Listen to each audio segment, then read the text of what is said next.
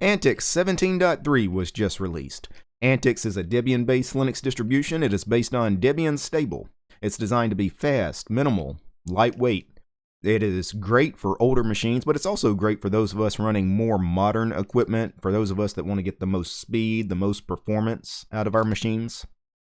So today I'm going to do a quick installation and first look of AntiX 17.3. This will be a little different than most installations I do on the channel, though, because I'm actually going to do two installations at the same time. I'm going to do an installation in a VM that'll be easy to record and show you guys on video, but I'm also going to do an installation on real hardware at the same time. You see that laptop behind me? That's my Toshiba satellite. It's been running Pop! OS for the last month or two. Pop! OS is a fine Linux distribution, but it uses the GNOME desktop environment. I hate GNOME. I'm ready to get GNOME out of my life and go to something a little bit more minimal, a little bit less resource hungry. AntiX 17.3 is going on that laptop. I'm also going to do a quick VirtualBox installation here on camera. And then, of course, as always, I'm going to take AntiX for a spin. I'm going to look around the various window managers and desktops they provide. So let's get started.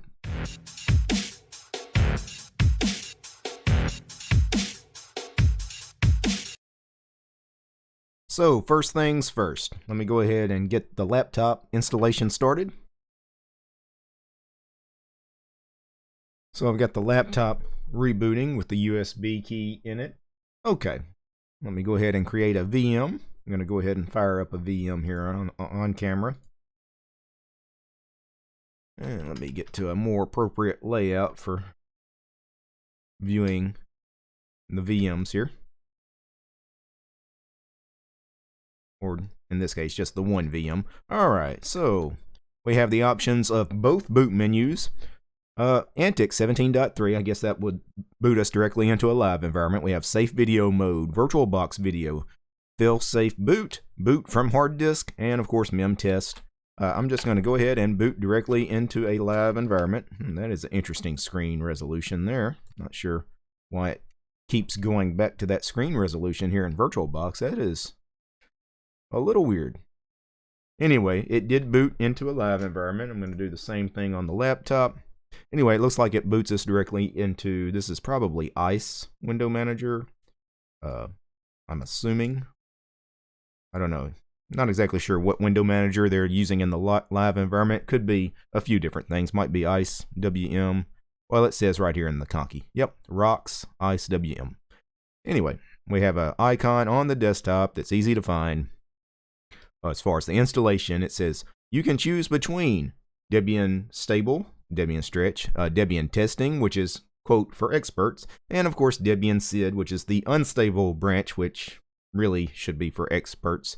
Now, the last time I took a look at AntiX on the channel, I immediately pointed all the repos to Debian's SID repos, the unstable repos, which updated like 1,000 packages on the system. And then I rebooted the machine and I had all kinds of problems. And I did all of this on a live stream. I felt kind of bad about it because I broke AntiX. But you know, being kind of silly. You probably shouldn't point all the repos to Debian SID. You probably should stay with stable if you're going to run AntiX. I did it just because that's me. I like tinkering with things and breaking things. So today, I'm not going to go with the SID branch. I'm going to do what most people would do with an AntiX install. I'm going to install the stable branch in the VM. I'll do unstable on the laptop. Okay, so let's get started here. So we're going to go with Debian stretch here in the VM. Your Debian and AntiX repositories are set to stretch. The installer will now run. Click OK. Okay, so I've got the AntiX pointed at the SID branch on the laptop installing. I'm going to go ahead and install AntiX pointed toward the stretch repos here in the VM. So it's asking about keyboard layout. I'm going to go ahead. Oh, it's asking me things a second time. I might have accidentally launched the installer twice. I did that both on the laptop and on the VM. Single click on that install icon on the desktop. If you double click it, it launches it twice.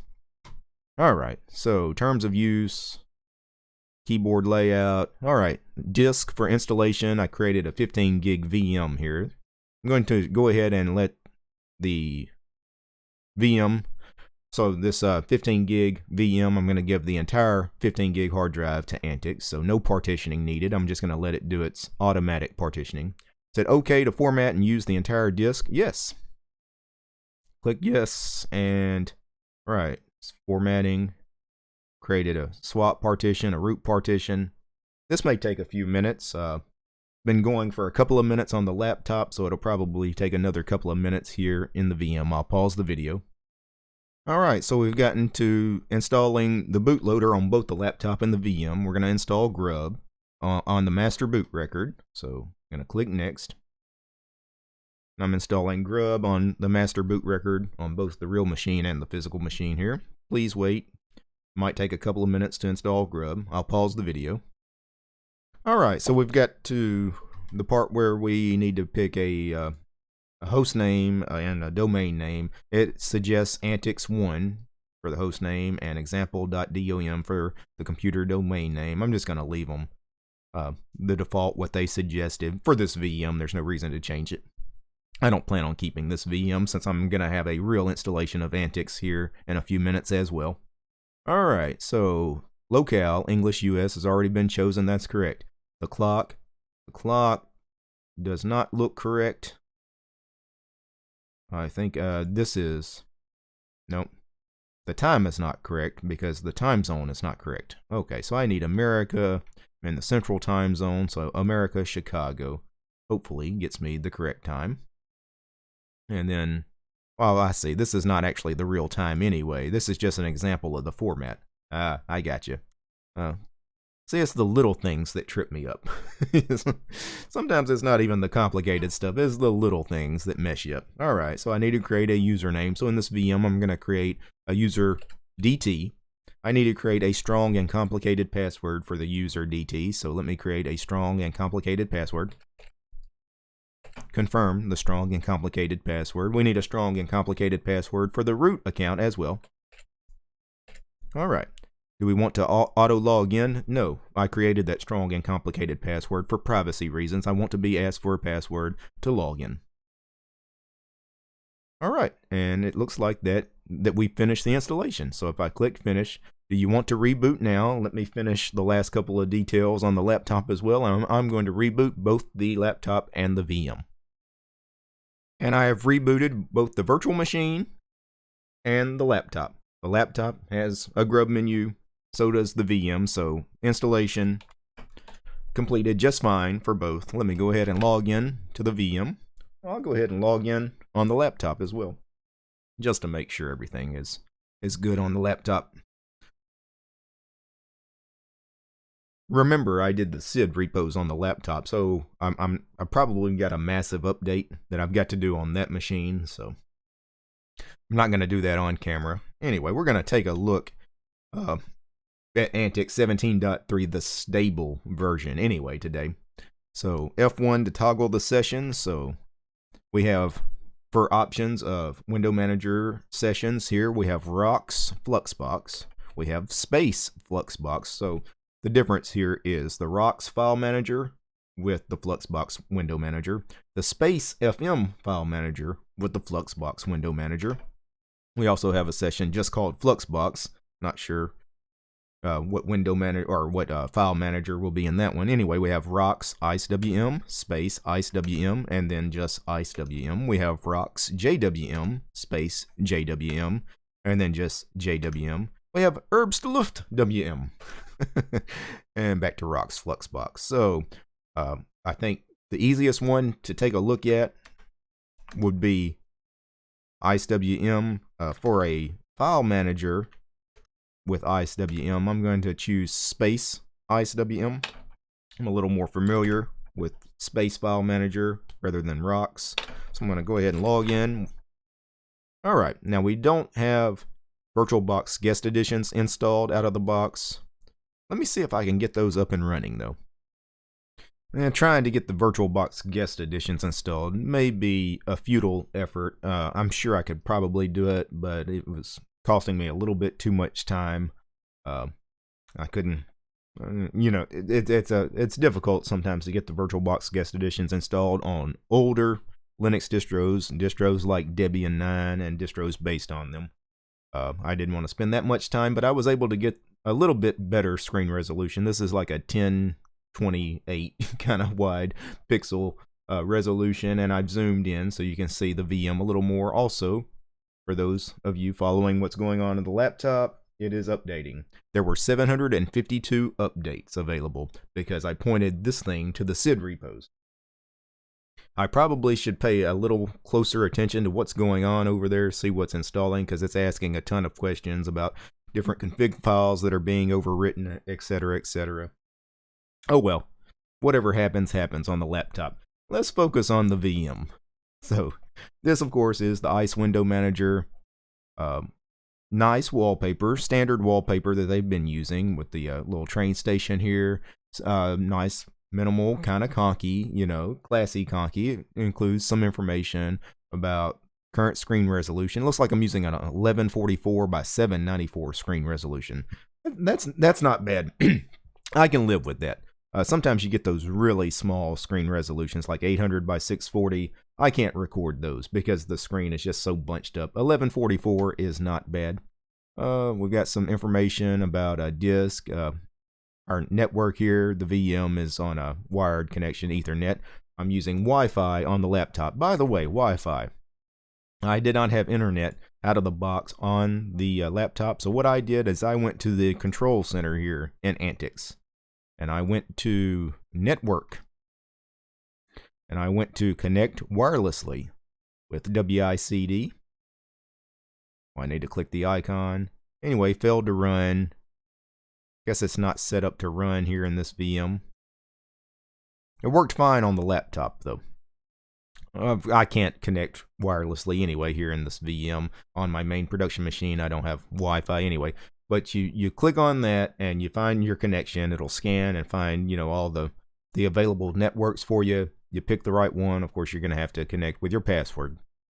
But I was able to get internet, Wi-Fi up and running on the laptop, no problem. And that upgrade, that very long upgrade of almost 800 packages is going to be a while. Anyway, icewm. icewm is your standard kind of minimal, lightweight desktop. So we have a right-click menu, but the right-click menu is also this menu here. Exactly the same menu. We have a panel by default with icewm. It's what makes icewm kind of a nice go-to window manager for light distros. It's because it functions almost like a full desktop environment. We have a panel with a sys tray and some applets. We have a nice familiar menu system, very Windows 95 like, right? So what is installed by default on AntiX? Under accessories, we have a ton of stuff. We have app killer, which I'm assuming is kind of like a xkill functionality, where if you have something that's frozen, that'll kill it. We have an archive manager. This is for zip, unzip, that sort of thing. It looks like it's the GNOME archive manager. File roller, because it had those client-side decorations that I hate. Anyway, we also have CalCurse installed. Wow, that's really neat. It doesn't look like it's working, though. Wonder why it's not working. Anyway, CalCurse is a nice little program when it works. It's a calendar / to-do list kind of terminal application. Under accessories, we have Cherry Tree, we have Clip It for our clipboard, which would, I'm assuming, go down here in the sys tray. Yep, when I launched it, you see now I have a clipboard down here. Also, under accessories, we have Conky Toggle, I guess to change the Conky. I'm not going to play with the Conky today. Calculator is our calculator. LeafPad is our plain text editor. This is a standard plain text editor in LXDE. LeafPad 0.8.18.1. Also, under accessories, we have Midnight Commander Editor. Now press any key to continue. Temporary files will not be created. Permission denied. I have some permission issues with some of this stuff. Anyway, but there's MC Edit, the Midnight Commander Editor. For those that would want to play around with that thing, most people probably would play with Nano if they want something easy as far as a terminal kind of plain text editor. Many advanced users, of course, would just go with VI or Vim. We have Rock's panel toggle. We also have this here, other desktops. I'm assuming I could just switch to the other desktops if I wanted to. So if I didn't want to, right now I'm in space icewm. What if I wanted to do JWM with the space file manager? Space JWM. If I click OK, will it just switch us over? I believe it did. Cannot create temporary directory. Yeah. So there's some directory permissions here in the VM. Anyway, this is JWM. JWM is very much like OpenBox. Not quite as fully featured as OpenBox. OpenBox, you can do some pretty amazing things in it. JWM is lacking in some of the features that OpenBox can do, but JWM, the positives are, it comes with a panel by default. OpenBox does not. And JWM is a little lighter than OpenBox. OpenBox is very lightweight. JWM is that much lighter. So, back to the accessories category, we have our terminal, RxVT Unicode, which is my favorite terminal. I think there's a couple of different terminals available on the system. Xterm is not available, but I know LX Terminal was because I opened it earlier. So LX Terminal is also here. RxVT is here. Also under accessories, we have SearchMonkey for searching for files and directories on your system, SpaceFM file search for doing the same thing, and XFburn for a disk burning utility. We have LibreOffice Math installed. We have a couple of games. DOSBox Emulator is here. That's neat. Mahjong is also here. Graphics, no big graphics programs. You're not going to have GIMP and Inkscape and all of that, but we do have your standard document viewer, image viewer, screenshot utility, a scanning utility. Under Internet, what is our default browser? Firefox ESR. So Firefox ESR, the extended support release. I think that's a fine choice for this distro. I go to Help and About Firefox. Firefox Quantum, this is 60.4.0 ESR. Close out Firefox. And the laptop is still updating. That laptop is going to be updating for a while with that many updates. Also under Internet, we have Klausmill for our email client. I am not a big fan of Klausmill. I understand why they put something like Klausmill on AntiX. It's kind of minimal, lightweight. You know, it's a smaller program, but it's not that fully functional. If you want to include a email client out of the box, Thunderbird, of course. You're already putting Firefox on here. You probably should just put Thunderbird. If you wanted an alternative, Geary is not bad. But some of these lighter email clients are just not worth fooling with. Most people are just not going to bother using something like Klausmill. Let's see. We have some network stuff, FTP, HexChat for connecting to IRC. If I open HexChat, will it automatically connect me to like an AntiX support network? It doesn't look like it would. Yeah. Some distros do that. They'll have it already set up to where you just open HexChat, click connect, and it goes straight to your distro's support network. Alright, also under Internet, we have WICD, the network manager. Again, that would be for getting wireless up and running. That's what I had to use on my laptop behind me. Under Office, wow, we do have the entire LibreOffice suite installed. I did not expect that. I think that's an okay choice, though. I think that's what most people would want anyway for Office programs. Is just install LibreOffice. Yes, there's lighter, more minimal things out there like AbiWord and GNU Numeric, but really, I think most people that are going to do any kind of serious work with, word processing and spreadsheets and presentations are going to install LibreOffice. Under programming, we have Genie and Vim both installed. Genie is a really nice IDE for those looking for a GUI IDE that don't want to use Vim. And then we have our System Tools category with a ton of stuff. Things like Boot Repair and Broadcom Manager, I guess, for those people with the Broadcom Wi-Fi chips. The GDebi package installer is here for a graphical way to install deb packages. Gparted for a partition editor. GRSync is here. HTOP. Let's take a look at system resources with JWM. JWM right now is using 132 megs of memory. Think about that. 132 megs of memory. Anyway, AntiX has a ton of stuff installed by default. You know, a lot of smallish programs, a lot of their own custom tools. that they designed specifically for AntiX and MX. A lot of the same people also work on the MX Linux distribution. AR&R is here. This would be, if I installed this like on my main production machine here with my 3 monitors, my triple monitor setup, AR&R could help me if the monitors were not in the correct orientation. And wallpapers. Let's check out wallpapers.